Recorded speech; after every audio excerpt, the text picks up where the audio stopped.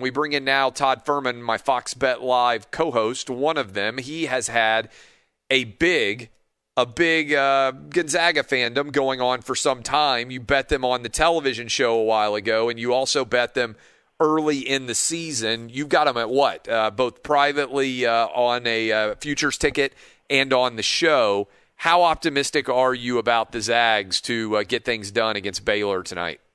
I feel a little better that Jalen Suggs was able to make the bank three and not have to endure a second overtime. That's for sure. But it's always by the way, on the block charge with a lot of money on the line, how nervous were you when Juzang? Were you watching live? I assume because I know sometimes you're like, I can't watch it. No, I watched that whole game in its entirety and love the drama, love the theater. Thought UCLA did a tremendous job, and honestly, UCLA beats 99% of the teams in the country that night, not named Gonzaga. Given everything they did on the offensive end, Mick Cronin was a defensive wizard, and you saw his fingerprints and DNA all over what they did schematically. I just think it speaks to the versatility and the weaponry that Gonzaga can throw at you on the offensive side. Mark Few getting Drew Timme in and out of the game, and using players that were in foul trouble to be out there and make an impact. So have to give Timme a ton of credit. He put himself in harm's way, drew that charge, and UCLA, when they could have wilted in overtime, didn't. I think it answered a lot of questions for us. People go, well, Gonzaga was supposed to be unbeatable. They're 14-point favorites. You know what? We wanted to see all year long how they would respond when they were tested. And they had so many chances, Clay, in the final 10 minutes of that game to completely fall apart, but they never lost their composure. They did the things that have gotten them to this point in the year, and whether it was Jalen Suggs making that bank three, but I think the fadeaway two was as important at the end of regulation. That was a tough shot, yeah. I mean, Corey Kispert stepping up, and I think game in, game out, their defense doesn't get enough credit for how good they are. And this is the game we all wanted to see if you're a college basketball fan. Preseason number one against preseason number two, and we'll see which coach can pull the right strings to get his team that elusive national championship. What does it mean going forward, depending on who wins? Baylor under Scott Drew has built itself to the point where they are a consistent big-time performer, right? Not to say they've had the same success that they would have liked to have had in the tournament, but given where Baylor has been when Scott Drew took them over and where they are now, it's a pretty remarkable trajectory. And certainly I don't think you can praise Mark Few highly enough. He's averaged basically 30 wins a season, which is unheard of since he took over the Zags. I mean, there's lots of teams out there that haven't won 30 games, even maybe in their career as a program, and to have Gonzaga basically averaging that over the past 20 years. What is the takeaway? If Baylor wins, we say what? If Gonzaga wins, we say what? Well, Baylor, I think, is a fascinating story because you mentioned the program that Scott Drew took over in the wake of scandal that I think a lot of people forget. Murder. Literally murder. Yeah, exactly. It was murder that didn't follow this basketball program. And he's done more with less. Of course, Baylor went through a variety of different players. They had guys go to the next level. And it was step-by-step progression, almost so that we're now in the transfer market is how he's kind of built this team instead of using homegrown talent. And winning in the Big 12, it's not easy. I mean, you have to go through programs like Texas, and we know the stranglehold that Kansas has had over that league. So Scott Drew, who I was originally critical of from some of his X's and O's when he first got to Waco, has answered all of those questions, and I think it put the crown jewel on top of what he's accomplished, and it'll beg the question that Baylor fans don't want to hear. If Scott Drew wins the national championship, can he accomplish anything else at Baylor, or does he begin to explore some of those blue blood jobs that may ultimately come knocking on his door, maybe as soon as North Carolina, which I think is a reach? Meanwhile, Gonzaga on the other side, I mean, you can't speak volumes enough about what Mark Few has done to kind of get this program over the hump. We know they were at the national championship doorstep a couple of years ago when they came up short against North Carolina. Still not quite sure that game was officiated as fairly as we would have liked to see. But to show how far Gonzaga has come, I think mirrors Jalen Suggs. I mean, Jalen Suggs is going to be the number 2 overall pick in the draft, maybe number 1, depending on how he grades out ahead of Cade Cunningham. And it's a player that Mark Few has openly admitted they didn't recruit that kind of player, even with Suggs. Suggs sought them out from Minneapolis because he wanted to buy into the kind of culture. And it's a perfect illustration of how Mark Few is building. The sum of its parts is greater than the individual. It's a far cry from Duke, Kentucky, and some of the other power programs that are out there that you're getting guys like Suggs. Drew Timme, who grew up a huge SMU fan, coming out there to the West Coast. And it's a brand of basketball and DNA, and you have to know who fits it. And I think this is the best team, obviously, that Mark Few's had with a chance to accomplish history later tonight. I know you love to gamble, but where, even in your cold heart of statistical analysis and analytics, where would you put the game between Gonzaga and UCLA among games that you have watched just for sheer entertainment in major NCAA tournament lore? So, and I'll give you some games. I ranked the 5 that I've watched that I thought were the 5 just most entertaining. And I said as part of this, Fuhrman, that the ending matters in the same way that an ending for a book that you love or a movie, if you don't stick the ending, so to speak, then the game itself doesn't feel great. Somebody wins by 4, somebody wins by 6 down the stretch. Last-second shots in that context. I said Duke UNC with Leitner, Duke UK with Leitner in 1992, the Elite Eight game. UNLV Duke 91 was number 2. Number 3 was UCLA Gonzaga, the game that we just saw on Saturday night. Number 4 was Villanova UNC, the made 3 at the buzzer to win the championship. And number 5 was Duke Butler, the Gordon Hayward shot that was so close to being the most famous shot in NCAA tournament history. Where would you rank the game that we saw on Saturday night? I think that's the perfect list. Honestly, that North Carolina-Villanova game that you mentioned, I might actually put up at number 1, and maybe that's a little bit of recency bias, only because I was 8 and 9 years old back in the early 90s to watch Christian Laettner catch the ball at the elbow and make the shot as time expired. You talk about some of the other matchups that we've seen, but it's right up there. And I think it's the stakes, like you said, you have to have everything in it. You have to have execution early on. You have to have the game, easy for me to say, a game that's well played from start to finish, and you need that signature moment, and we got a couple of those in the Gonzaga-UCLA game. I do think, though, when you look at the Pantheon and you try and figure out how to differentiate them, a national championship by default with more on the line has to be a little higher up, and that's probably why I put that North Carolina-Villanova game at number 1. We are breaking down everything with Todd Fuhrman. Okay, let's go into the game here. Who has the advantage? The Zags are around a 4.5-point favorite. The over/under, I think, around 159.5, 160, depending on where you're looking. How do you gamble on this game if, as many of my listeners are, you're thinking about putting a few dollars on the game tonight? Well, let's walk through the number a little bit here, because FanDuel had this price up at 5.5 before we saw the 2 games take place on Saturday. I thought that number was a little bit rich. Full disclosure, our number was a shade less than 4.5 for the game. So I think you know where I'm going in terms of the side. But you see, of course, Baylor go out there and dominate a Houston team who I thought would put up a little better fight, but clearly the strength of schedule reared its ugly head. And you saw some of Baylor's pedigree, especially in the first half, where they knocked down 8 triples. Meanwhile, Gonzaga, they struggle with UCLA, and that's perception-based more than anything else in terms of how the market has to respond when a 14-point favorite needs overtime to find a little bit of separation. So 4.5, perfect number in my opinion. Now, I think a lot of people are going to see the track meet against UCLA and immediately gravitate towards betting this game over the total at 159.5. For me, I think that takes a little bit of a leap of faith, because if you dig into the numbers, and I don't want to bore people this early in the morning because I'll put myself to sleep at the same time, the pace that Gonzaga played with against UCLA wasn't quick by any stretch. Both teams were just ultra efficient on the offensive end, and if there were any semblance of jitters, if you normalize that box score a little bit, it should have been more in the low 140s before they got into overtime. I think Baylor, if they're going to turn this into a full court affair in a track meet, doesn't have the firepower, even with their trio of very talented guards, to match Gonzaga bucket for bucket, because I think so much of Baylor's success, and we've seen it all year long, is predicated on them shooting the ball well from beyond the arc. This is a team whose over-under for threes tonight is listed at 8.5. If Baylor is going to win this game outright, I think they have to hit 10 to 12 threes, and they have to put pressure on Gonzaga's guards.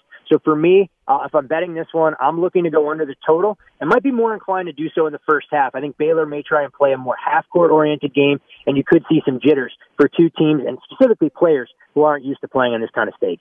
Talking to Todd Fuhrman at Todd Fuhrman on Twitter. Okay, so that's the game going on tonight. Jordan Spieth gets his first win in a PGA Tour event since 2017, just in time down at Valero Open for the Masters, which obviously will get a massive amount of attention as soon as this game is finished being played later tonight. So let's flip over to the Masters. Certainly we had the Masters in November. But I know there's a lot of people that are excited to see what's going to happen at the Masters now back in April with all the blooms at Augusta and a lot of big-time guys that think they have a shot at the green jacket, right? You got Dustin Johnson defending his Masters championship. Got Jordan Spieth, who really, I mean, you can kind of almost track his collapse to his collapse around Amen Corner when it looked like he was trending towards an easy green jacket himself there when he put it in the water. And then I feel like there's a lot of people out there who are going to Augusta with a great deal of optimism. How would you break down what's coming up this weekend? Well, first off, full credit to you. You picked Jordan Spieth to win the Valero Open this week, and I have to tip my hat there when you land a outright winner in the golf market. And Spieth did deal with a little bit of adversity here. Wasn't great for all 4 rounds, but found another gear to ultimately win this and build the momentum. What's interesting about Spieth, and this isn't to say I don't think he can win the Masters this weekend, I would want no part of betting him. And the reason for that, he was 60-1 Clay back in January to win the Masters. He's now being mentioned in the same breath as the truly elite golfers that have that established pedigree, have the current form, and at some shops out in Las Vegas, the only player that has shorter odds than Spieth going into the Masters is Dustin Johnson. So I think that in and of itself is interesting when you talk about buying a stock at the top of the market and being able to extract some of the value there. One of the storylines that we obviously don't need to follow as closely now, John Rahm, of course, his wife gives birth. So we know he'll be out there for the full 4 rounds, assuming he makes the cut. And I think I'm curious to see how Bryson DeChambeau rebounds. The talk was that this course wasn't suited for his abilities. He's answered all of the challenges he's been faced with at other courses. Let's see if he learned anything in November that he can apply here. But I will say some of the folks that follow golf a little bit more than I do and handicap it and bet it, significantly more successfully, have said they don't want to use November as a huge data point because the course is going to play a lot different. But it will be great to see the azaleas in full bloom and get the Masters at its more traditional time in April with such a quick turnaround. We can only hope we have a star-studded leaderboard like we had for the last couple of years. Well, not only that, remember Rory looked like he was on fire, and then he said he lost his mojo playing against DeChambeau because he starts trying to match him shot for shot as opposed to playing his game, which is really kind of remarkable to think about, too, because it looked like Rory was trending into perfect shape for the Masters, right? And then he gets paired with DeChambeau a couple of times, and it's like he loses his cool. By the way, for people out there who are curious, Dustin Johnson right now, Masters outright, this is at FanDuel, 9-1. Jordan Spieth all the way down to 9.5-1. DeChambeau, 10-1. Justin Thomas, 11-1. Your boy John Rahm, who you've bet on for years, 13-1. And then Rory at 19-1. Cantley at 22-1. Xander Schauffele at 25-1. And then Brooks Koepka kind of, sort of floating around out there. He's been quiet for a while at 28-1. That is probably the top 7 or 8 golfers according to FanDuel's odds. Yeah, and I think you mentioned Brooks. We know how well he's performed in majors. The biggest question is his health. Would it shock me if he went out there and was in contention on Sunday afternoon? Not at all. Would it shock me if Brooks Koepka missed the cut because he wasn't playing enough rounds and wasn't in shape to get himself through? Not at all. So he's got that real boom or bust potential. The guy who I'm going to look at, and I want to dig into some of his numbers, I had a ticket on him last year about this time for the April event, didn't perform quite how I anticipated in November, would be Patrick Cantley. Not a guy with a ton of fanfare or buzz, but a game who's very well suited for this particular course. It was only a couple of years ago that he did have a Sunday lead, and you have to wonder if he's one of the more unheralded and underrated golfers going right now. But you mentioned Rory as another player. I'm very curious to see how Rory is priced in some of the head-to-head matchups and how far that number may potentially drift. Because if you were betting Rory to win in November or to win in April, you'd have been taking prices in that 10, 11-1 range, and maybe his current form has created value. This can be what the doctor ordered, but we'll be very curious to see what he's able to put together, because you're right, he hasn't played all that well over the last couple tournaments we've seen him. By the way, Dub, huge golfing fan, and we're going to be talking a lot with him because he loves to gamble. Just shot me a line. Rory's top 10 in 6 of the last 7 Masters, so that's really interesting to follow as well. All right, the big drama, I would say, in the NFL, and you can gamble in some states on where guys are going to get drafted. They're now big favorites. Obviously, Trevor Lawrence is basically guaranteed to be the number 1 overall pick. In the second spot right now, we have Zach Wilson, who has become a big favorite to be drafted by the Jets or to go number 2 overall. And then at 3, we have the 49ers trading up and uncertainty as to which quarterback they might take, with Trey Lance, Justin Fields, and Mac Jones all out there as very viable options at the quarterback position. What are you hearing, and what do you think about what the 49ers are likely to do? Pretty wild stuff, because the 49ers clearly have to feel very confident that those are going to be the first 2 quarterbacks off the board, that they've given up so much draft capital to move up to that number 3 spot to find their heir apparent to Jimmy Garoppolo, whether it's this season or beginning next year, should they decide to keep Jimmy G for another season. Mac Jones makes an awful lot of sense for what Kyle Shanahan wants to do in his offense. He has similar attributes as far as being a pocket passer, a big body, that'll remind folks of what Matt Ryan was for Kyle Shanahan when he led the Atlanta Falcons to the Super Bowl. But the interesting part, and you read some of the stories, and I haven't talked to some of my sources out in the Bay Area yet, that the front office of San Francisco is enamored with Trey Lance. So this could be a back and forth, potentially with Lance and Mac Jones, and who ultimately wins out. Justin Fields, in my opinion, for whatever reason, he's lost a little bit of his luster, and you wonder if some of the criticism about Fields locking onto his first receiver will ultimately be his undoing.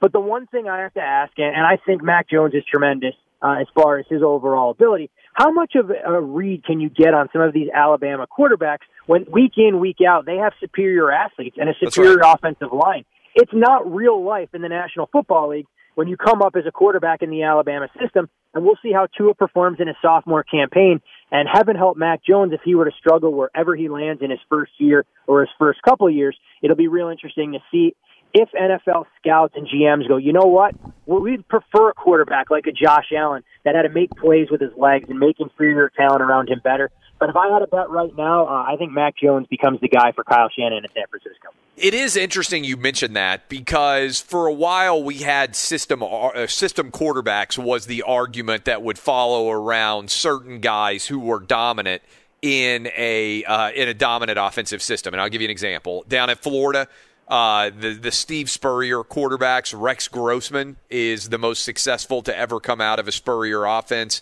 Not to say they didn't have a lot of good college quarterbacks, but nobody really translated into the NFL at an incredibly high level. And at Oklahoma, before they really got things rolling with Lincoln Riley, they'd always have quarterbacks who put up big numbers.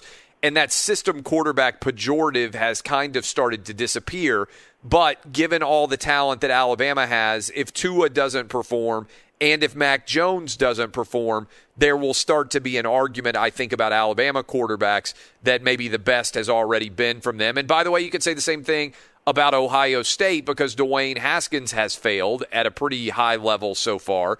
If Justin Fields came out and also didn't perform, there would be whispers about Ohio State quarterbacks too. That's what happens when you have a couple of guys back-to-back who come out and don't immediately perform at the level that we anticipated, right? Exactly, and I think it's one of the stigmas, too, that's followed around USC's quarterbacks at the same time. I mean, there's a reason that we haven't had a USC quarterback win a Super Bowl. That guys who face adversity in college sometimes can be better suited for the challenges of the National Football League, because you can't get by on just raw ability. It's work ethic. It's how do you respond in a pocket that's collapsing, something that you don't have to deal with when you're playing for a top-tier program. Now, I know a lot of people go, what does that say about Trevor Lawrence? Well, Trevor Lawrence, and I don't claim to be a draft expert, when you look at some of his measurables and everything else, folks are saying he's going to grade out as well as Andrew Luck as a number 1 overall pick. So he is kind of the unicorn in that regard. But I think that's part of the reason Zach Wilson has climbed the board so far, because he can make a lot of the throws. BYU may not have played the most difficult of schedules, but he checks a lot of those boxes. I actually think Mac will be fine at the next level, so I don't want people to take it as such as me thinking that he'll struggle. But you do have to wonder, once you begin to have a couple of those data points, are the numbers being put up in college football not reflective of how guys will perform at the next level? And it's what the Chiefs saw in Patrick Mahomes, whereas a lot of people for years said, hey, look, we can't draft anybody coming out of Texas Tech. And Patrick Mahomes broke that mold because, he is the true unicorn at the quarterback position. Todd Fuhrman, I'll see you later on the show, and I'll enjoy breaking down whatever happens with you later in the show on Gonzaga and Baylor. Should be interesting, and I'll have to avert my eyes when you get to don the white jacket for about the 3rd time in the last 26 weeks or whatever the math works out to. I'm on a roll.